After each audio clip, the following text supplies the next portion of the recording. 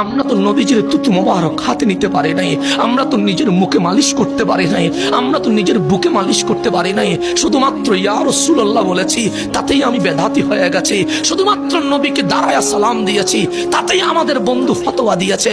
তারা কি ওই বুখারীর হাদিসটা পড়ে নাই? হযরত উরওয়া বলে রাসূল ওযু করতে লাগলেন, কানু ইয়াকতাতিলুনা, নবীজির সাহাবায়ে কেরাম আজকে আপনারা ভিড় করছেন মাহফিল শোনার জন্য, আর মদিনার মানুষ মাহফিল শুনতে যায় নাই, মদিনার মানুষ নবীর কুলির পানি নিতে গিয়েছে। আপনি কোথায় যাবেন বন্ধু? সাহাবায়ে কেরাম ইয়াকতাতিলুনা, নবীর ওযুর পানি নেওয়ার জন্য প্রতিযোগিতা করছে। আমি কুলি করলে কে নেবে, কিন্তু রাসূল কুলি করছে। সাহাবায়ে কেরাম বলেন, নবী রে, আপনারে পেয়ে আমরা ধন্য হয়েছি, আমরা আপনার কুলির পানি নিব।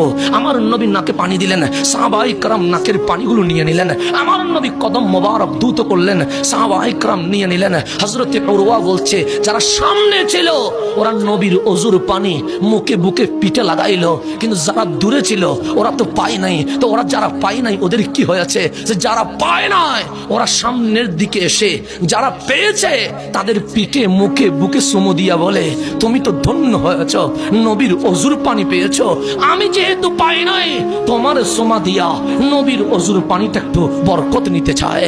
সাহাবায়ে কেরাম আমাদেরকে নবীর তাজিম শিখিয়ে দিয়ে গেছে।